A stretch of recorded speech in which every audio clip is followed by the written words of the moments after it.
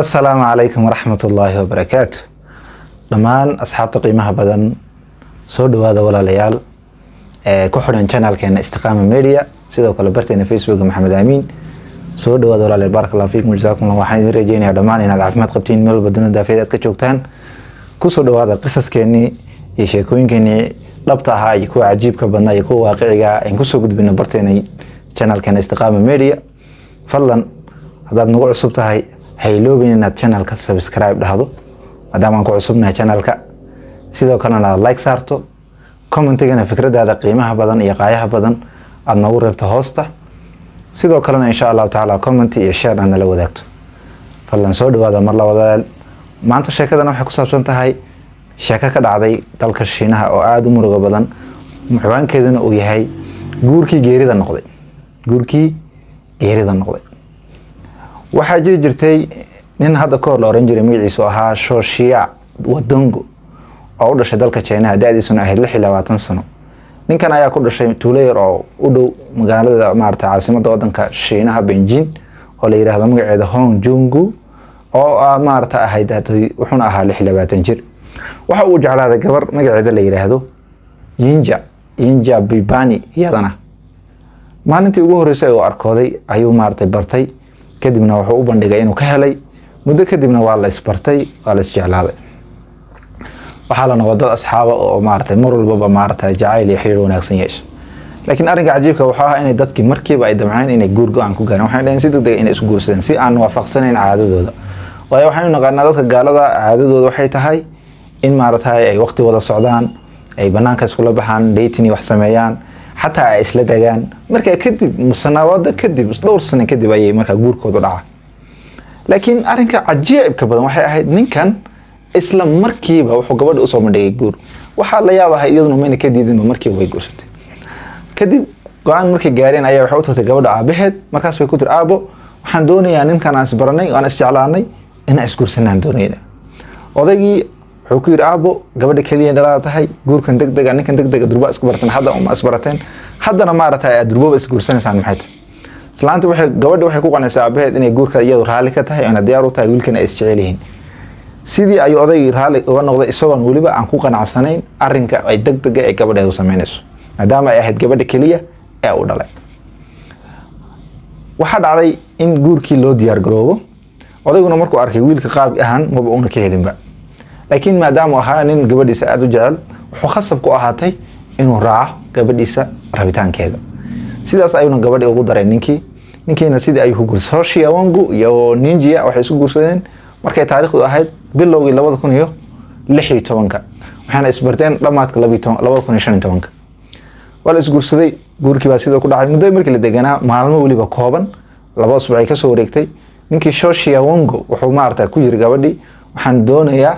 inaan ka guurno magaaladan oo nu guurno Hong Kong inaad i raacdo shaqadaadana ka soo qaado istiqaalo halkaas aan ugu helayna markaas way ku tiri sideen uga tagi karaa hooyaday aabahay iyo meeshan ku barbaaray aan ku dhashay ana u aadi karaa meel kale oo aan garanay markaas wuxuu ku beer la xawsaday waa dumar in Maanta meedan jecelayn ninkaaga maanan ahayn jacaylkeena inaan nolosha inta ka dhiman cimrigeena wadaagno meenan ku wada hadal kadib waxa dhacday sidii ayay markii dambe ku waafaqday ugu dambeeyna waxay u guureen Hong Kong oo u dhow Maanta Shiinaha iyo Hong Kong nama kala foga saad ogtiinba bilowgii noloshooda bilihii ugu horeeyay ee Hong Kong waxay iska ahayd nolol caadi oo degan farxad iskaga nool noloshooda iska qurux badneyd laakiin markii la gaaray muddo bilo kadib ayuu ninkii wuxuu bilaabay in Maanta uu gabadhii dhaqamo xun ula soo baxo sidoo kalena uu Maanta dadka uu ka jaro xiriirkooda sida waalidkeeda asxaabteeda uu ka wada jaray xiriirka ugu dambeyn markay ay gaadhay 17 bishii Febraayo 2017 ayuu maalmaha ka mid ah wuxuu u tagay booliska isagii hooyadii abi booliska markay u tagay waxay dhaheen waxaan haynaa meed guriga yaala waxaan dilay xaaskii booliska waa yaabay waxay ku dhacday inaad dishay naagtaada ana dilay haye sayd u dishay goormaad dishay xageed degantahay ciwaankaaga nasi waxaas dhan baa la weydiiyay markaas uu ku yiri shifidiyooga inaa kala go'ay markaas way ku dhaheen booliskii ciwaankaaga nasi qaabkeed u dishay maxaad u dishay sababta aad u dishay maxay kadib uu kaxeeyay gurigiisii ayuu geeyay gurigiisii markii ay booliska arkeen waaba yaabeenba gacanta afka saareen sababtoo ah waxay ku arkeen talaagad guriga taalla oo meedkeeda ku jiro markaas bay ku yiri haye waata gabadhii aad dilay markaas ku leeyahay maxaa u dishay sababta u dishay maxay markaas uu ku yiri waan iskhilaafnay iyadoo nin uu khiyaamayso nin shukaansanaysan arkay annaga kuleetigan qabtay qoortaan saa u yar qabtay ciyaartii iyo maarta xanaaq waxaan moodayay inaan cunaha aan qaban inuu waxba yeelin laakiin isbiriqsi gudaheed cunaha markaan qabtay nafta ka baxay dhulka ku dhacday booliskii ninkii waa jeebeeyeen xabsigii ayaa la geeyay markaas shurd ka bacdi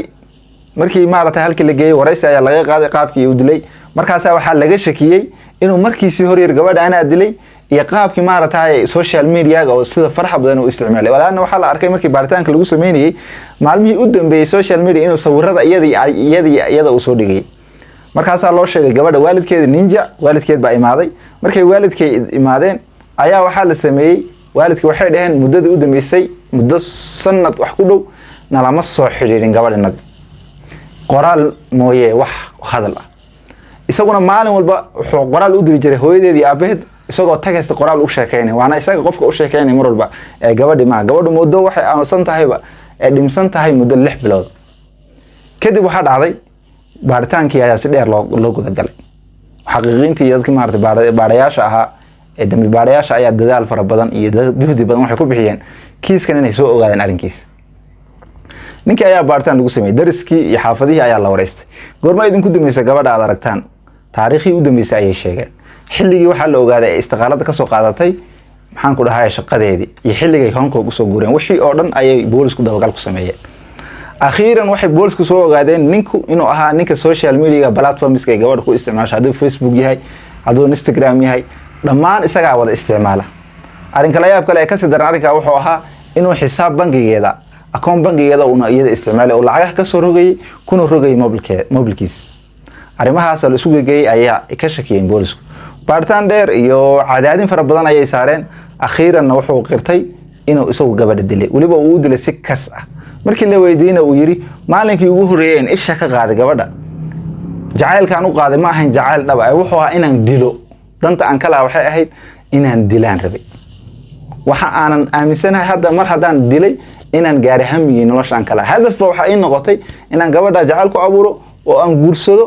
kadibna aan dilay hadafka nolosha ugu weyn ka yeeshay wuxuu ahaa wiilkaas saas ayaan ku dilay kadib xilligii ayaa maxkamadda la geeyay maxkamadda la saaray wadanka Shiinaha wadamada qaarkood dadka dilka dil togasho markay ay ku xukumaan qaarkoodna xabsi daan bay ku xukmaan Shiinaha wuxuu kamid yahay wadamada dil togasho ku xukuma qofku haduu qof si kas ah u dilo waxaana lagu xukumay dil togasho ah sidii ayaan lagu dilay marar badan xataa waxay isku dayeen dad badan muxaqiin inay dhahaan iyo maartay kuwa garsoorayaal inay u raadiyaan abukaatayaal ay leeyihiin maskaxda uu dhimirku la ah iyo sidana ay ahayd laakiin garsoorka ugu sareeyay magaaladaas ayaa diiday oo ka biyadiiday wuxuu yiri ninkan si cad kas maadaama gabadha u dilay xataa wuxuu ku faanayaa inuu rabay inuu gabadha dilo sadarteed sheekadani maanta intaas ay nagu egtahay hadal halkan la soo gaadhay waxaan idinka codsanayaa channelka mar labaad inaad subscribe tiraadaan like aad noo saartaan aydan iloobin inaad commentigeena nagu dhiirigelisaan. Assalaamu calaykum.